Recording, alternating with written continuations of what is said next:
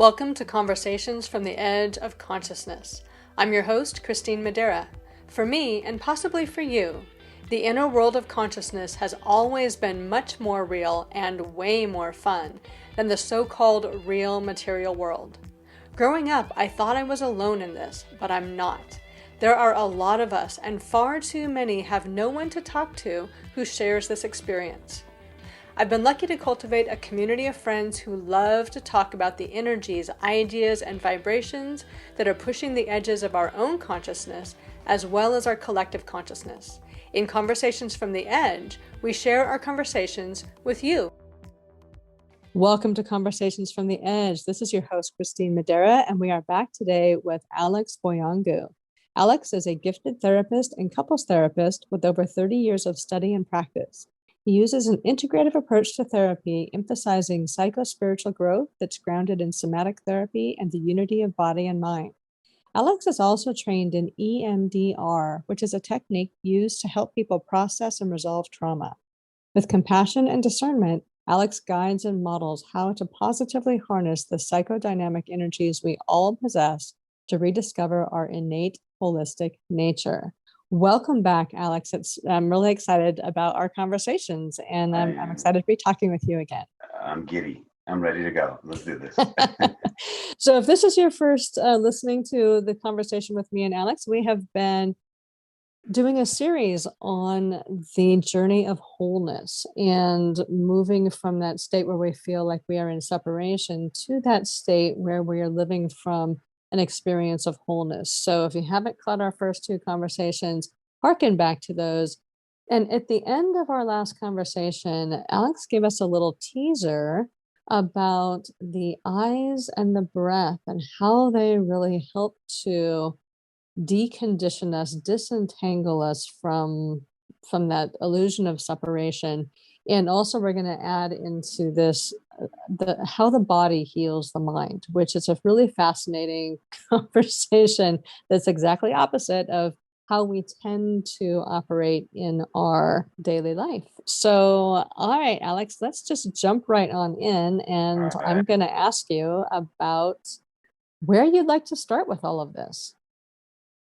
Well, as I'm sitting here, my intuition is to begin through the topic of disentanglement. It's the topic that unifies what we've been talking about, from the learning how we become conditioned, and then the process of disentangling from the conditioning to the experience of wholeness as an experience, then to a lived way of being. So, I'm sure your listeners and everybody who works with me, everybody's like, well, how do I do this? How do I do this? How do I disentangle? What's the process of disentanglement? And I think that that's the topic for today. It's the how do we start to do that? So there are actually steps to the how, and I think everybody would enjoy the steps.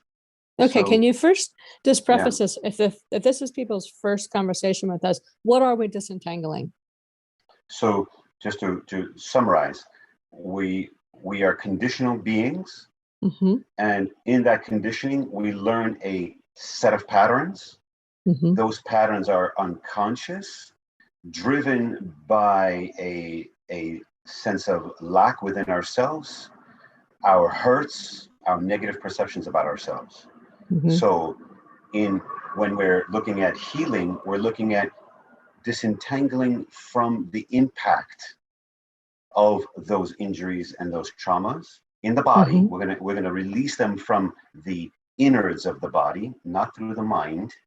And by releasing the energy, this is really the key, the memories, the energetics, the emotional tones, even the thinking, that's going to be released by letting go of the contraction of the energy in the body. All right.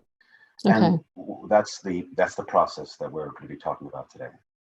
Okay. And just to put it in even a simpler vernacular, the things that we consider our identity and the experience of feeling like we're not enough or we need to fix ourselves in order to be a better person, those are the aspects of conditioning that we're letting go of so that we can have that experience of wholeness.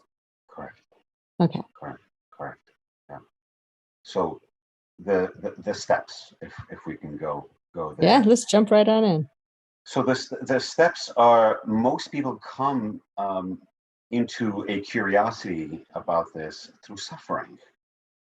So we reach a certain point in life where we notice that we're not happy with certain things. It may be Mm-hmm. one particular area of our life. Oh, I'm not happy in my relationship. I'm not happy at work. I'm not happy. Something is bothering us.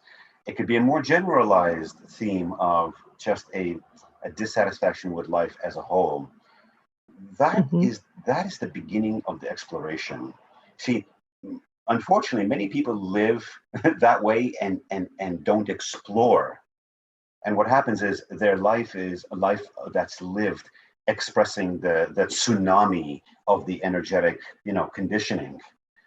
And it's unfortunate because, you can see the impact that has on their bodies. Usually they have unhealthy bodies. They usually have some addictive qualities. They're deeply, depressed or anxious. I mean, so all those qualities. And so what we want to do is we want to use all those symptoms as a doorway back to what really is going on.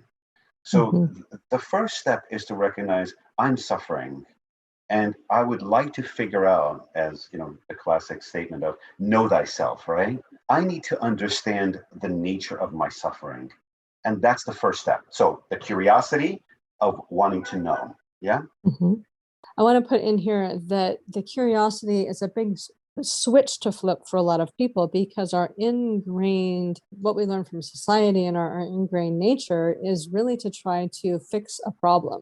That if I fix this problem, then I won't be suffering. So we spend our whole life trying to fix problems without really exploring the nature of suffering. And I Yes. also wanted to add here for people who are problem fixers, and that's most of us, you may have noticed that once you fix a problem, like that problem, that suffering might resolve itself, but that same discontent will show up in another part of life because you haven't dealt with the discontent in that doorway to back to wholeness. You've just kind of playing whack-a-mole. Well, you're describing such an interesting process that by believing that my suffering is due to outer circumstances, Mm-hmm. I then stay in a position that I am the victim of life. Mm-hmm. All right. And unfortunately, then I don't have any hope for resolution. And by the way, I really appreciate and understand this thing. I have a lot of compassion for this stance because I know that sometimes, we can't imagine the horrors of trauma, Mm-hmm. and I've worked with people who've had, horrors of trauma, and it's so understandable that they believe that there is no potential for healing and that life is doomed to be a certain way. Mm-hmm. So I want to make sure the listeners understand and that there is compassion for that stance. And even in that stance, as we feel that we are in hell in that moment in Dante's Inferno, that there is hope and that there is light and there is a way to heal. And I've seen this with people coming from the worst traumas and they live amazing lives. And you could Mm-hmm. look at, and if anybody wants an example, look at Viktor Frankl and his experience in the Holocaust and then the life that he's lived. And one of the most popular books in the West, Man's Search for Meaning. Mm-hmm. So you can see that even the most horrific things can become fuel for a meaningful, purposeful, awakened life. So once you wake up to the realization that you can't fix your way out of this, and you start to get curious about the nature of suffering, what's next after that? In the next step, and this goes along the lines of Carl Jung's stages of healing, the next step is you start to recognize that you have certain projections. And what are those projections? Those are belief systems that you carry that are sort of say, dictating our experience. So what we start to recognize is that we are projecting, and we Mm-hmm. start to identify those projections. It's very interesting to do that. So I had a client today in the morning, and he was describing a situation with his girlfriend, and she said something to him, And he reacted in a very strong way. And only upon reflecting upon it that he realized that he was projecting onto her. And it wasn't about her. It was some old unconscious trigger within him. So in this second phase is we start to realize that our triggers, and this is the way you reverse engineer it, is that when we're triggered with our boss, with our partner, with the person on the street, whatever, when there's a trigger, it means that there is a locked information in the body, that there's information of projections, information of the way I see myself, and the way that I hold that information in the body. So the projections are simply doorways back to that space of, oh, wow, that's interesting. That I'm holding a belief system about this. Maybe in what she said to me is I projected and perceived that she doesn't love me. Yeah. Oh, well, that's interesting. Do I experience myself as unlovable? Right. So here comes the third step. The projections lead backwards to the way that I perceive myself. So here is back to what we were saying in the previous sessions. We start to explore how we hold ourselves. And I want to be very careful here. The way we perceive ourselves in our mind are the ways that we hold the tension in our body. Meaning that every time I perceive myself as I'm not good enough, there's going to be a bodily response. And this is very important to understand. Every perception of self is mirrored in the body. And how is it mirrored? By those particular contractions and holding patterns in the body, right? And I want to just input here on an experiential level. Like I'm a hypnotherapist, and when I was working with people, and we worked on, softening around whatever the problem was that they came to work with me. We release things somatically through the body, through sensation, through that kind of energy. And so when they would come, they'd come back to their next session, they'd report back to me, not just the progress that they've made on that particular issue, but they're like, oh, my low back pain went away. My knee stopped hurting. Or, whatever it happened to be, or I'm sleeping better, that it relieved body symptoms that I didn't even know about and that they had never correlated with this issue. So it really, validates this idea that our bodies hold on to these particular projections in very specific ways. Very specific ways. And if you read the book by Basil van der Kolk, The Body Keeps the Score, it's one of the best books on this pattern. I want to give your listeners an image for a moment. The contractions in the body are energetic spaces where information is held. So I want you to imagine a giant ice cube, right? And it has a door, and you can walk inside that door. The ice cube is the contraction, or the energetic field of contraction. And when you walk inside that door, you get to see all the frozen images, belief systems, childhood, memories, feeling tones, all crystallized and held in a frozen state. This is what creates the feeling that's the inflexibility feeling of letting go. So what does that look like? So for example, when we feel I'm not good enough, and let's say I'm going to make this up and I feel that in my chest. Let's say there's a contraction in my chest. By bringing my attention to that contraction and taking some time through some breath work and some meditative work, introspective work, I can enter into that energetic field. And what happens then is emotions start to come up, memories start to come up. And this is where we meet the shadow. This is the contracted area, is where the shadow lives. It's all the material that we did not want to see, can't see, don't know how to integrate. And it's exactly, here comes the other word that's important here, integration.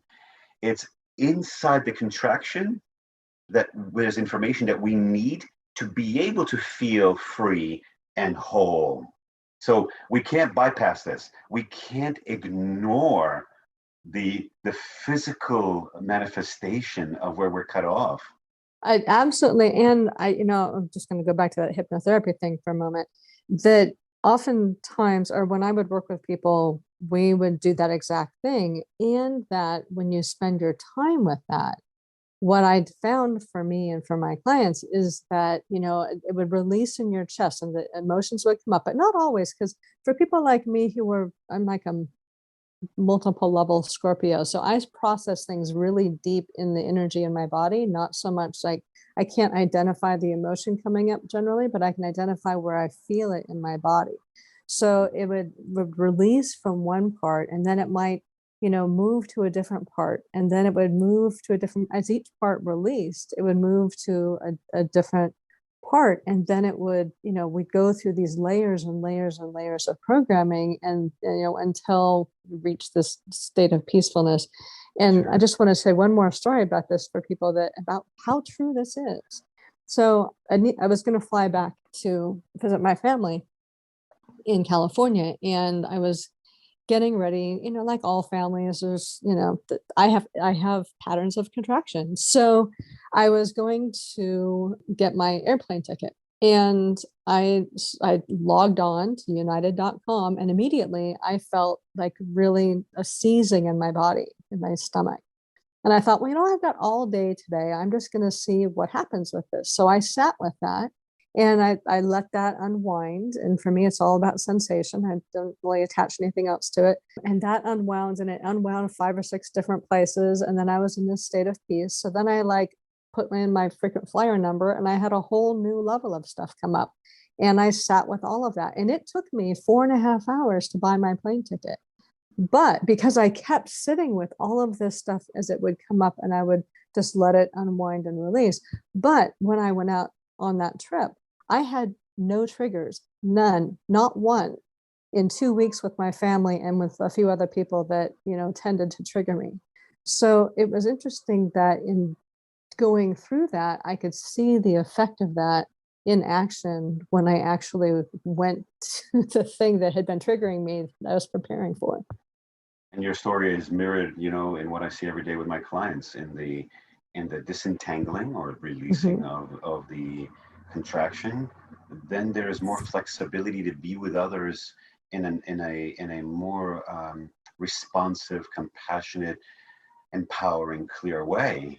Right. So and to enjoy it. And to enjoy it. And even if they say things that might have triggered us before, now because we've resolved the underlying mechanisms of misperception about ourselves, we're more relaxed. People can say things and we're like, no, it's not true anymore. I mean, remember something, the reason we react is because when they say things or do things, we unconsciously go to, I'm not good enough.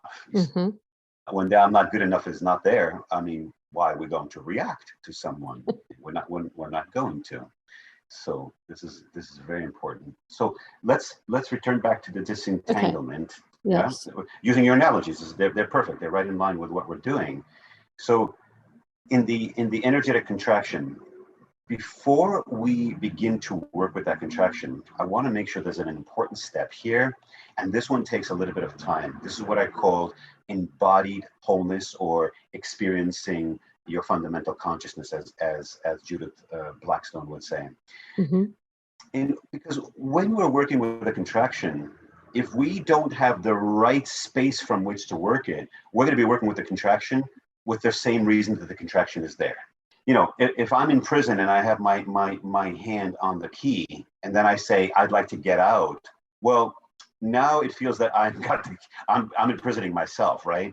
And then it's going to be like, well, how do I free myself if I'm imprisoning myself? All right. So it's very hard to, untie ourselves from the place of being tied. So what do we need? We need a quality of stepping back a little bit to be able to let it unwind. So how do we do that? Here comes the breath work. Here comes the eye vision that I was talking a little bit about. This is going to support the disentanglement. So let's begin with the breath.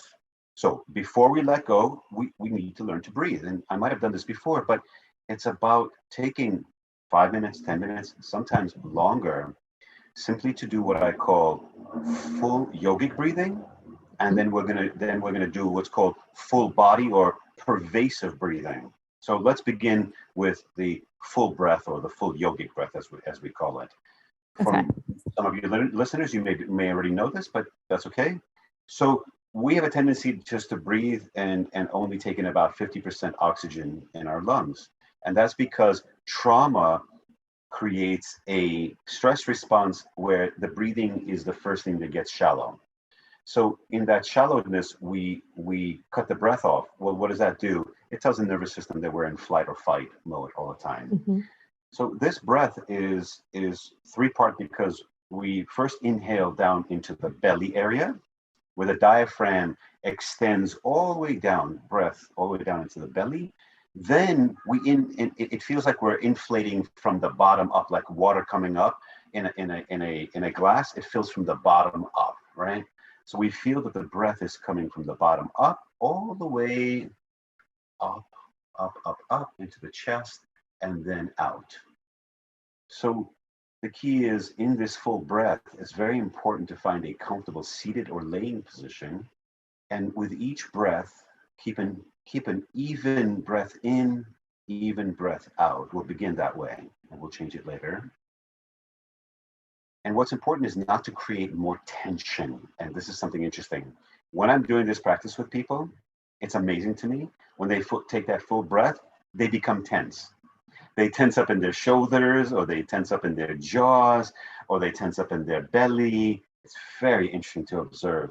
So observe yourself when you are taking this full three-part yogic breath.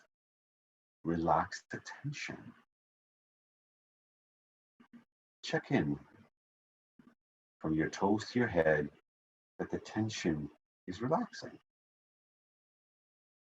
And then enjoy that full breath, and feel that the energy of the full breath is spreading throughout the whole body.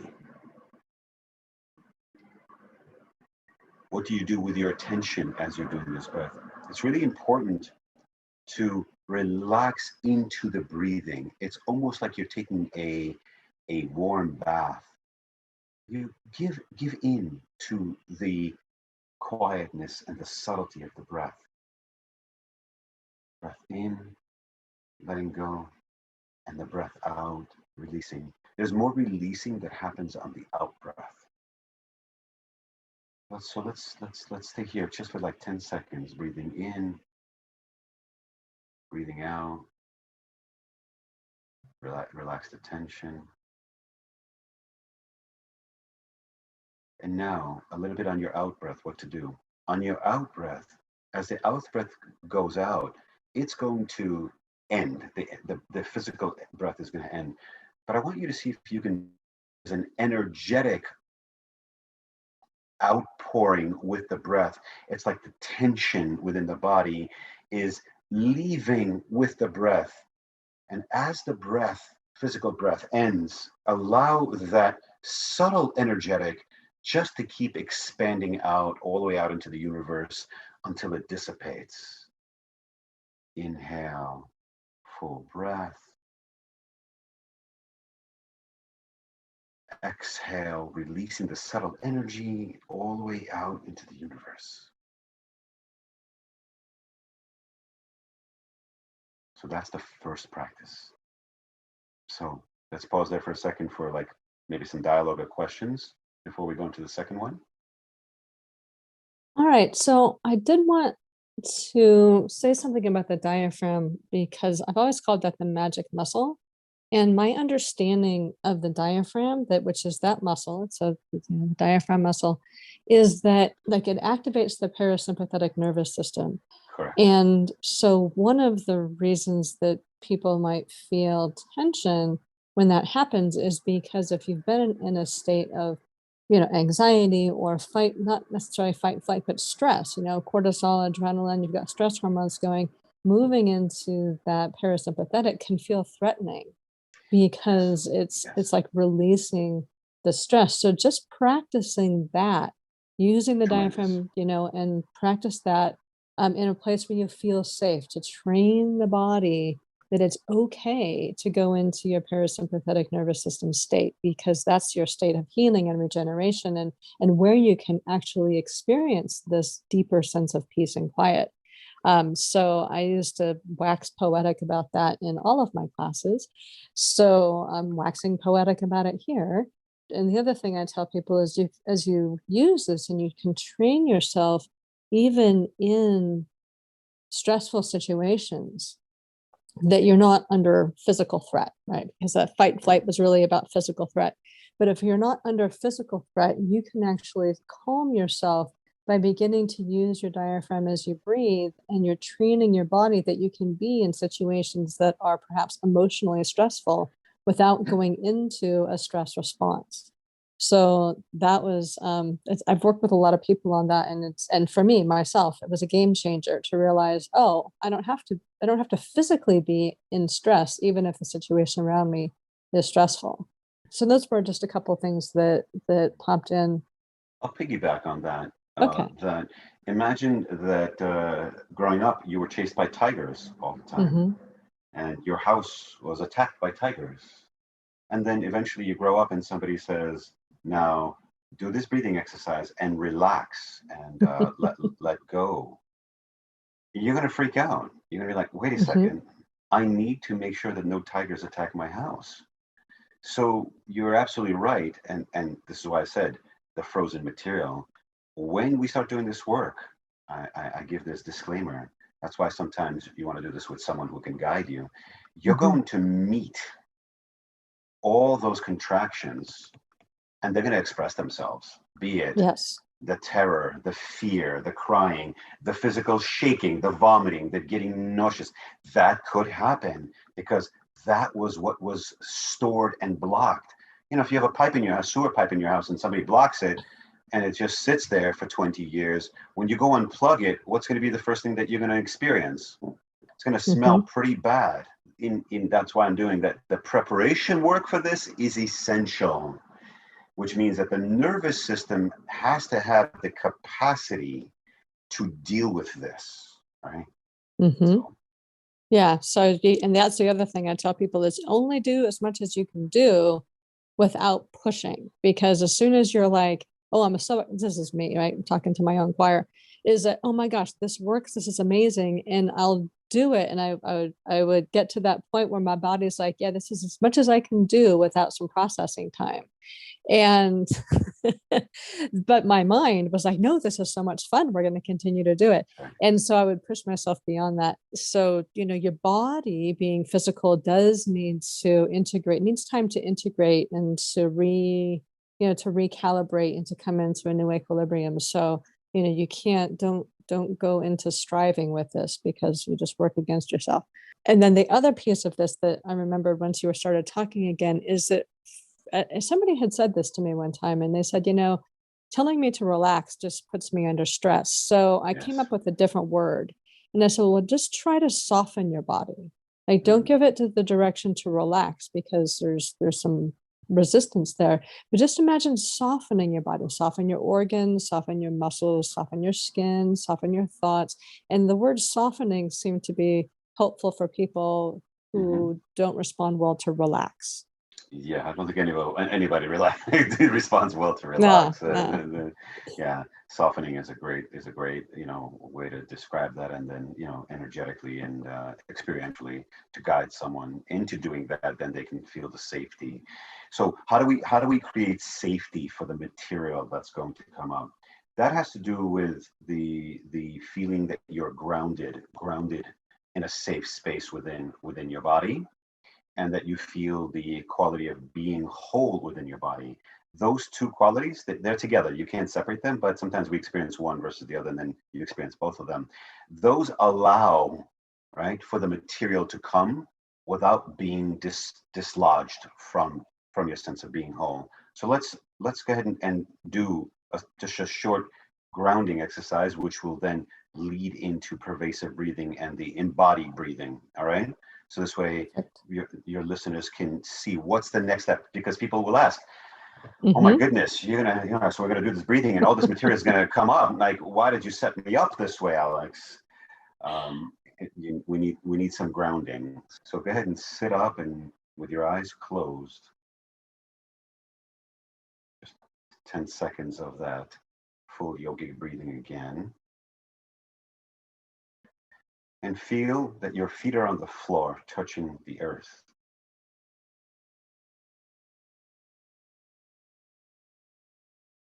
Feel and sense that your feet and the earth are inseparable from each other.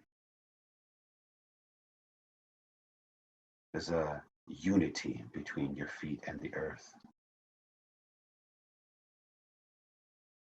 Feel that your sense of self is so interconnected that you can feel the earth quality, that quality of safety, holding, and experience that energy is rising into your feet.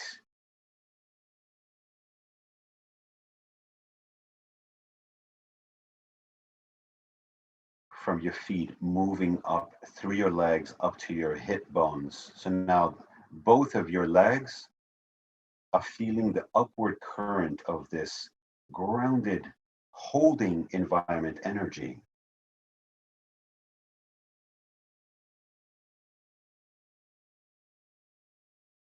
Now feel that energy is rising up into your lower abdomen, the pelvic region. Feel that energy is moving to the pelvic region, providing stability and groundedness.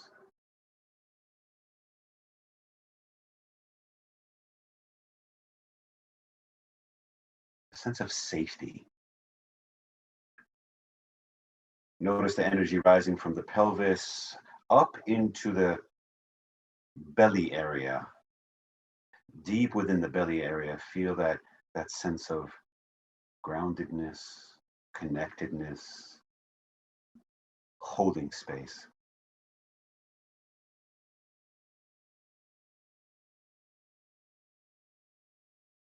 Feel the energy rising up into your chest.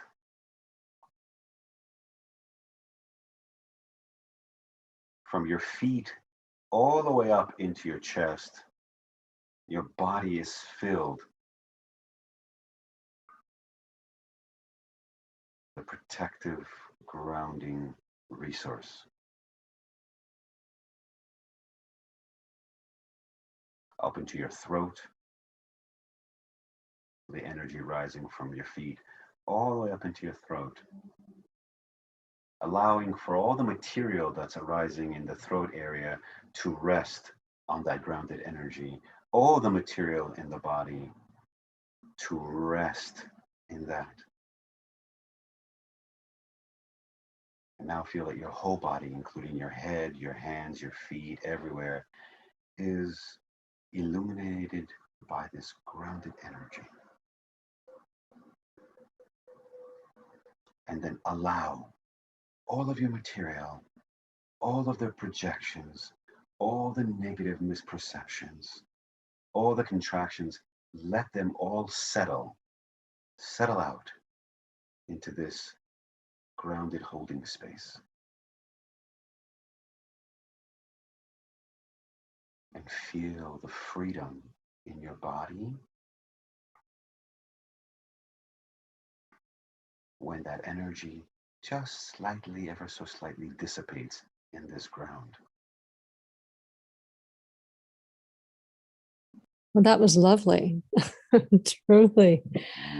I did want to just harken back to our previous conversation with this for people that this might be their first time in our conversations, because as you're releasing and softening the content, the conditioning, and you're resting in this grounded state where you're able to experience more wholeness, the temptation is to try to hold on to that wholeness, as we talked about the 3Ks, right? And trying to create this as something that you can hold on to and identify with as you. The shifting of identity from me identifying with my conditioning as me to me having this experience of the unwinding, the deconditioning, the deeper wholeness and the deeper grounding as something that is also me. And the temptation then to hold on to that new experience in the same way that we try to hold on to the conditioning as our identity. So I just want you to speak a little bit about that and the 3Ks, the I will mess up if I talk about them. We've got that in there. Knowing, knower, and the known. Yes. Yeah. Look, what did the Buddha say in the Four Noble Truths? That was the first teaching that he did in his realization of awakening, was grasping is the source of suffering. Mm-hmm. So grasping as the mechanism is the source of suffering. But I want to take it a step further. What is the root motivation of grasping? You see, what is the root cause or root momentum of grasping? So let's use something practical, right? Let's say I'm grasping onto money, let's say, or I'm grasping onto objects, or I'm grasping onto my relationship, or I'm grasping onto, the way I look. In all of those, the belief is that if I capture that which I am grasping, I will then be free. Mm-hmm. This is a grand illusion. And I'm going to hearken to what Rupert Spira said, and then an important book on this. Rupert Spira said this, and I'm quoting him because I owe him that quote. He said the following: all the hope in seeking is to no longer seek anymore. And I sat there for a moment, and I'm like, wait a second, and it hit me that the motivation in the grasping, in the seeking, is to end the cycle of seeking, not the object. So therefore, it's not the thing. Because, for example, when you go eat ice cream, and maybe I've mentioned this before, and you enjoy your ice cream, what's missing in the enjoyment of the ice cream is wanting more ice cream a little bit. It kind of like really deeply in that moment, you fade. There's a fading of the grasping, and you're like, oh, you get the full sensation. But the illusion in the sensation is what we're experiencing is there's the relaxation of the grasping. What we all want is to actually be free of the grasping. Because in the freedom of the grasping is that state of aliveness and wholeness. That's right. Yeah. It is in the absence of the grasping that you welcome back who you've always been. Yeah. Right there. And that's the dance of all of this that we're talking about. It's so simple, but really so hard. It really is. And if you want to read a great book on this, Sherry Huber's book, it's called That Which You Are Seeking is Seeking You. Mm-hmm. So I in the last 3 episodes, I've given book titles that I think are essential. And I would say all the books that I've given as a compilation in all of these are a great way to start to understand this kind of my own unified theory of what's going on with us. And you can start to use those books to support yourself. And we are going to get in a conversation too more about your unified theory. But I did want to, before we close off, one, see if there's anything else that you wanted to add to about these to help people if they're practicing it themselves. And we'll start there. Do you have anything else you want to add about this before? Sure, just so it's more practical. So when people meet the material, right, there's two aspects. One, there's the releasing of the material on an energetic embodied level, and that's going to give you freedom. But sometimes we do need to process the material because it won't let go without the processing. You see?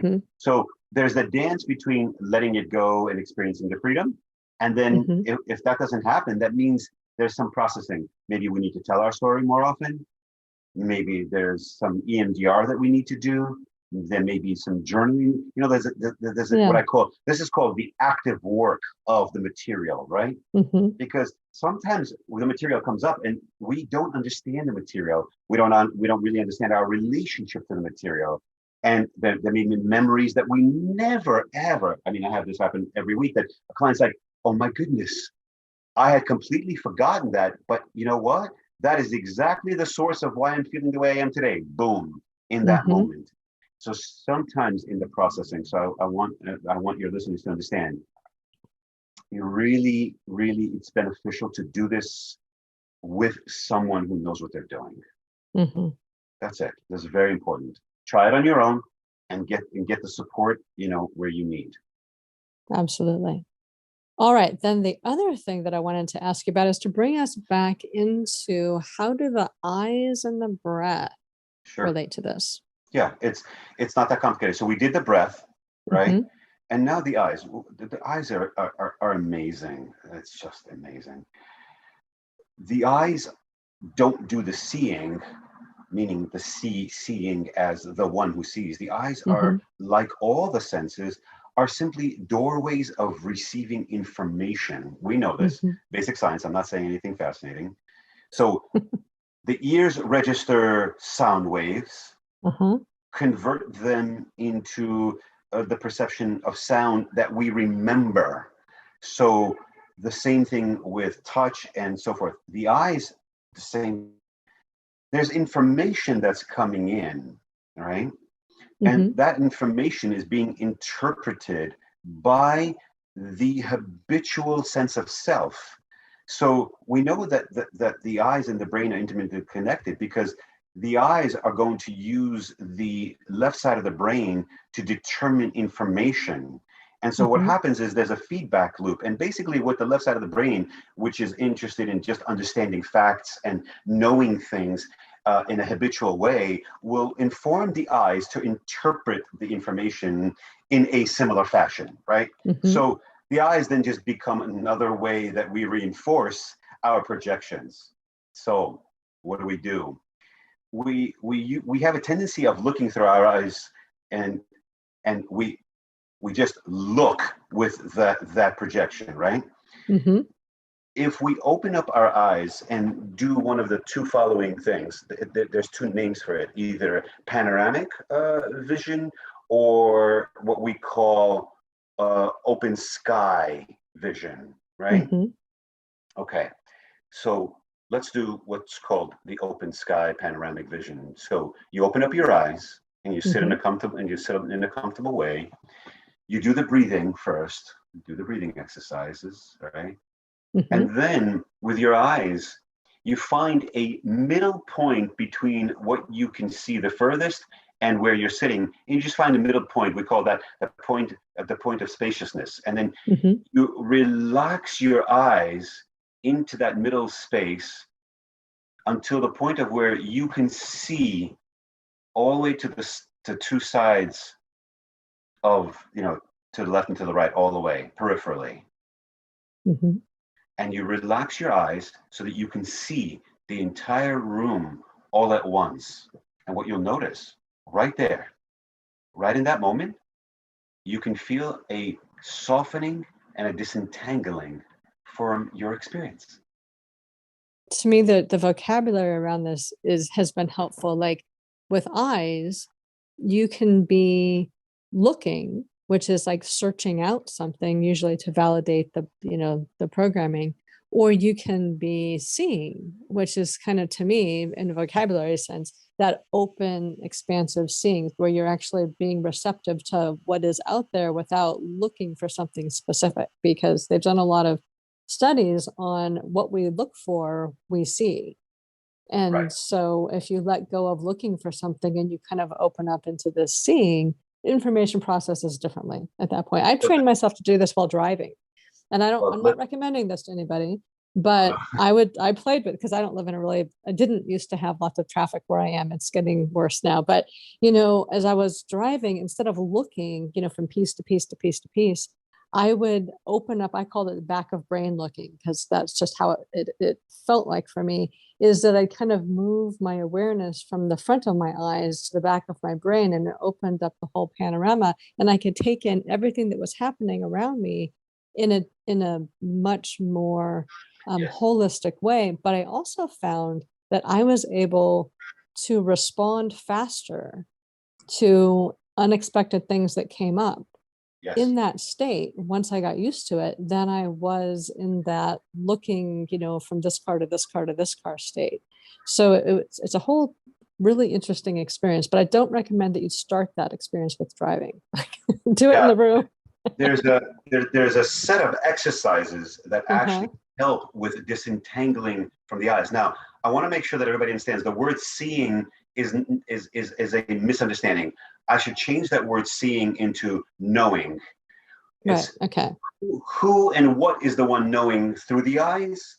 Who is the one that's knowing through all of the senses? So let's remove the word seeing, because seeing in the West is different than seeing in the East. In the East, the word seeing actually is, in Sanskrit, implies knowing. That's right. That's how I use it. But so you're right. When we are knowing through the senses and we disentangle, here's another one. This is kind of like to come full circle. When we relax, or as you said, let go, or disentangle from our projections through the lenses, and all of a sudden we start to experience that, wait a second, we are knowing without the filters, and it's much more richer, much more vibrant, much more alive. One of my clients said to me one day, she was sitting when we were doing this work, and she looked out her window after we did the vision work. She said, I've never seen that color of green before. Wow. Right. But it wasn't that the green wasn't there. We just see what we see to our contractions. That's all. Yeah. So and this works with every sense. Every sense. It's the same thing. And there's a set of exercises on how to work with each of the senses this way. Okay. So, is there a place we can access these exercises, or is it just? I'll have to think about it. I'll have to think about it. One book that I really love that has 28 exercises on this is Hidden Zen by Mado Moore.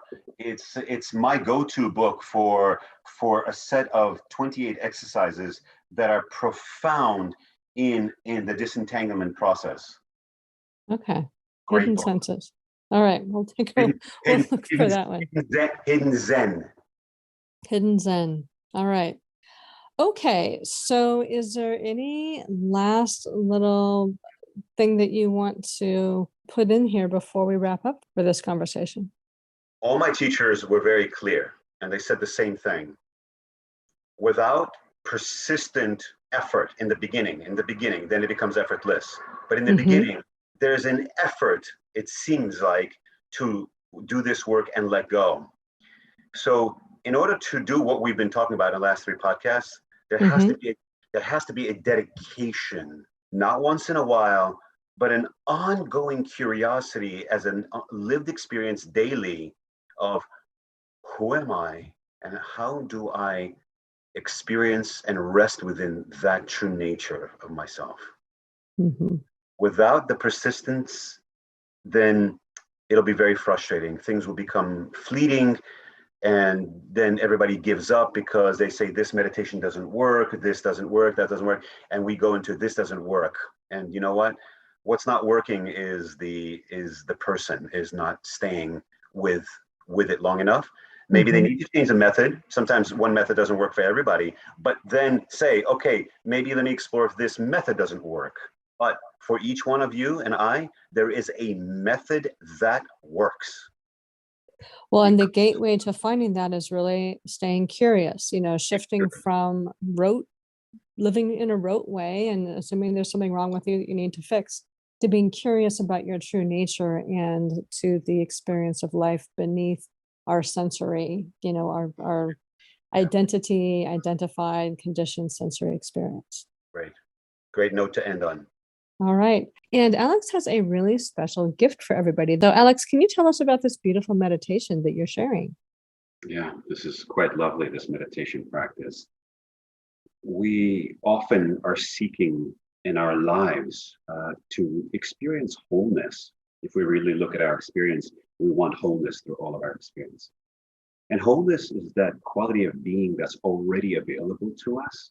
And our body naturally expresses that quality of being. That's what embodiment means. And what we're going to be working with in the body is the 7 chakras, or the 7 energy systems, energy points. And each one of them uniquely expresses a certain quality of being. And what we'll be doing is accessing each chakra, doing a little bit of breath work to clear away blockages and stagnations, and to experience those qualities then, and then to allow those qualities to settle deeply within the whole body, and then also to pervade our lives. That's the essence of what our meditation is going to be. And I've done this meditation and it is really luscious and lovely. So look for that in the show notes or on conversationsfromtheedge.net, which is where you can find all of Alex's information. So you can find out more about him and connect with him. So thank you so much for being back with us today. And I'm looking forward to our next conversation. Thank you so much for all the beautiful energy. I can feel it. It's amazing. Oh, thank you. This is your host, Christine Madeira. I hope you've enjoyed this conversation from the edge of consciousness. You can find all our conversations at conversationsfromtheedge.net. You'll also find links to schedule a private conversation with me or any of my friends, as well as tools to help you expand your own consciousness and explore what's possible for you outside the boundaries of your current perceptions. Feel free to use this podcast to start your own conversation by sharing it with friends, on social media, in your blog, or even in your own podcast. And as always, live the adventure of pushing your own edge. It's the most amazing adventure there is.